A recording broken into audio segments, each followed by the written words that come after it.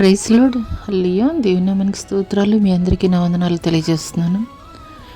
ఈ దినం కొరకు దేవుడు సిద్ధపరిచినటువంటి మాటలు, ప్రియ సహోదరి సహోదరుడా, నీ జీవితంలో నీవు కలిగి ఉన్నటువంటి బలహీనతను బట్టి, లేదా నీ శరీరంలో నీవు కలిగి ఉన్నటువంటి బలహీనతను బట్టి కృంగిపోతున్నావా, లేదా నీవు కలిగి ఉన్నటువంటి కొద్దిపాటి పరిస్థితిని బట్టి నా వల్ల ఏమవుతుంది, నేనేం చేయగలను అని ఒక నిస్సహాయమైనటువంటి స్థితిలో నీవు ఈ యొక్క ఉదయకాల సమయంలో నీవు ఆలోచన చేస్తున్నట్లయితే పరిశుద్ధాత్మ దేవుడు నీతోటి మాట్లాడుతున్నారు. 2 కొరింథీయులకు రాసినటువంటి పత్రిక, అపోస్తలుడైనటువంటి పౌలు గారు కొరింథీయులకు రాసినటువంటి 2వ పత్రిక 12వ అధ్యాయము 10వ వచనం కనుక మనం చూసుకున్నట్లయితే, నేనెప్పుడు బలహీనుడును అప్పుడే బలవంతుడును కనుక క్రీస్తు నిమిత్తం నాకు కలిగిన బలహీనతల్లోనూ, నిందల్లోనూ, ఇబ్బందుల్లోనూ, హింసల్లోనూ, ఉపద్రవంలోనూ నేను సంతోషించుచున్నాను. హల్లెలూయా. ఈ మాటలు అపోస్తలుడైనటువంటి పౌలు గారు తాను కలిగి ఉన్నటువంటి ఒక బలహీనమైనటువంటి పరిస్థితిని బట్టి దేవుణ్ణి అడుగుతూ ఉంటాడు. దేవా, ఈ యొక్క శ్రమ నుండి, ఈ యొక్క బలహీనత నుండి నాకు విడుదల కలుగజేయి, ఈ యొక్క బలహీనతను నాకు దూరం చేయి అని అడిగినటువంటి సమయంలో ఆ పై వచనంలోనే మనం చూస్తాము. దేవుడైతే కనుక మాట్లాడతారు, నా కృప నీకు చాలు అని చెప్పేసి దేవుడైతే కనుక మాట్లాడతారు అపోస్తలుడైనటువంటి పౌలు గారితో. అక్కడ మనం చూసుకున్నట్లయితే దేవుడికి ప్రార్థన చేసినప్పుడు అపోస్తలుడైనటువంటి పౌలు గారు ఆ బలహీనత నుండి నేను నీకు విడుదల కలుగజేస్తున్నాను అని దేవుడు మాట్లాడలేదు, లేదా కంప్లీట్గా ఆ యొక్క బలహీనత నుండి విడుదల కలుగజేయలేదు. కానీ ఆ బలహీనమైనటువంటి పరిస్థితుల్లోనే ఆయన బలముతోటి నింపి ఏ రీతిగా వాడుకోబోతున్నాడు అనేటువంటి విషయం అయితే కనుక సూటిగా స్పష్టంగా పౌలు గారికి తెలియజేశారు. అందుకే పరిశుద్ధ గ్రంథంలో మనం చూసుకున్నట్లయితే యేసుక్రీస్తు ప్రభుల వారి శిష్యులు 12 మంది ఉన్నప్పటికీ కూడాను ఒక్క అపోస్తలుడైనటువంటి పౌలు గారు రాసినటువంటి పత్రికలే నూతన నిబంధనలో చూసుకున్నట్లయితే మేజర్ ఆఫ్ ది పార్ట్ అని చెప్పవచ్చు.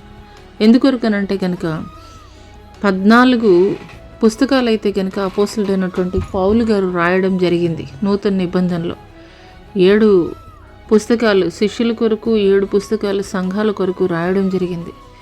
అపోస్తలుడైనటువంటి పౌలు గారు ఒక బలహీనుడిగానే ఉన్నాడు. శారీరకంగా చూసుకున్నా, లేదంటే కనుక దేవుణ్ణి ఎరగక పూర్వం చూసుకున్నా కానీ మరి క్రీస్తుని వెంబడించేటువంటి వారిని హింసించేటువంటి ఒక వ్యక్తిగా ముద్ర వేయబడినటువంటి వాడిగా ఉన్నాడు. కానీ దమస్కు మార్గంలో ఎప్పుడైతే దేవుడు సంధించాడో అపోస్తలుడైనటువంటి పౌలు గారిని, తన బలహీనతలన్నిటినీ కూడాను దేవుడు కప్పి ఉంచి తన శక్తితోటి నింపి బలముగా వాడుకోవడం మొదలుపెట్టారు. హల్లెలూయా, హల్లెలూయా. యేసుక్రీస్తు వారితోటి 3.5 సంవత్సరాలు ప్రత్యక్షంగా సేవా పరిచర్య జరిగించినటువంటి, లేదా ప్రత్యక్షంగా యేసుక్రీస్తుతోటి సంచరించినటువంటి వారు ఎవ్వరూ కూడా చేయలేనటువంటి గొప్ప సేవా పరిచర్యని ఈ యొక్క అపోస్తలుడైనటువంటి పౌలు గారికి అయితే కనుక గొప్ప ధన్యతగా అయితే కనుక దేవుడు ఇచ్చాడు. హల్లెలూయా. ఆసియా ఖండం అంతా కూడా తిరుగుతూ అనేక మంది సేవకుల్ని, అనేక సంఘాలు నిర్మించి అక్కడ సేవకులను నియమించడం జరిగింది. అంత మాత్రమే కాదు, మరి ఈ యొక్క సేవా పరిచర్య జరిగిస్తున్నటువంటి క్రమంలో ఎన్నో రకాలైనటువంటి బలహీనతలు, ఎన్నోసార్లు కొట్టబడినటువంటి పరిస్థితి, ఎన్నోసార్లు ఆకలితోటి, దప్పికతోటి, ఎన్నోసార్లు ఆ యొక్క సముద్ర మార్గంలో నెట్టివేయబడినటువంటి పరిస్థితి, ఇలాంటి బలహీనమైనటువంటి పరిస్థితుల్లో కూడాను అపోస్తలుడైనటువంటి పౌలు గారు అయితే కనుక బలంగా తన సేవా పరిచర్య జరిగించినటువంటి వాడిగా ఉన్నాడు. గొప్ప సేవకుడిగా ఈ యొక్క నూతన నిబంధనలో మనం చూసుకున్నట్లయితే కనుక అపోస్తలుడైనటువంటి పౌలు ప్రథమ స్థానంలో ఉన్నాడని అయితే కనుక చెప్పవచ్చు. హల్లెలూయా. ఈ మాటలు వింటున్నటువంటి ప్రియ సహోదరి సహోదరుడా, నీ జీవితంలో నువ్వు ఏ బలహీనతలను బట్టి నువ్వు కృంగిపోతున్నావు, నీ జీవితంలో ఏ బలహీనతలను బట్టి నాకు ఇది అసాధ్యము, నా వల్ల కాదు, నేనేమి చేయలేనని చెప్పేసి నీ బలహీనతలను బట్టి నువ్వు మౌనంగా ఉంటున్నట్లయితే కనుక ఒక అపోస్తులుడైనటువంటి పౌలు గారు తన బలహీనతల్ని దేవుని ఎదుట పెట్టినప్పుడు, ఒక అపోస్తులుడైనటువంటి పౌలు గారు తన బలహీనతల్ని దేవుడి చేతులకి అప్పగించినప్పుడు దేవుడు తన యొక్క బలహీనతని తీసివేయలేదు, కానీ దానిని అధిగమించగలిగినటువంటి శక్తిని, సామర్థ్యాన్ని ఆ యొక్క బలహీనతలో కూడాను అపోస్తులుడైనటువంటి పౌలు గారి ద్వారా దేవుడు గొప్ప సేవా పరిచర్య జరిగించుకున్నటువంటి వాడిగా ఉన్నాడు.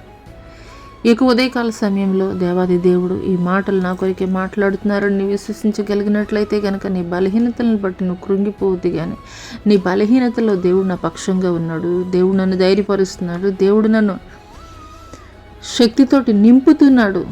కాబట్టి ఈ యొక్క శారీరకమైనటువంటి బలహీనతను బట్టి కాదు, లేదంటే నేను కలిగి ఉన్నటువంటి కొద్దిపాటి దాన్ని బట్టి కాదు నేను ఆలోచన చేయవలసింది, నేను నమ్ముకున్నటువంటి సర్వశక్తుడైనటువంటి దేవుని మీద నేను ఆధారపడినప్పుడు ఆయన ఏదైనా కానీ చేయడానికి సమర్థుడైనటువంటి వాడు అనేటువంటి పరిపూర్ణమైనటువంటి విశ్వాసాన్ని నువ్వు కలిగి ఉన్నప్పుడు నిశ్చయముగా ఒక అపోస్తులుడైనటువంటి పౌలుని వాడుకున్నటువంటి దేవుడు ఈ దినము నిన్ను కూడాను ఘనమైనటువంటి స్థితిలో నీ బలహీనతల్లో నుండి దేవుడు నిన్ను కూడాను వాడుకొనబోతున్నాడు. అటి కృప దేవుడు నీకు దయచేయను గాక. ఆమెన్.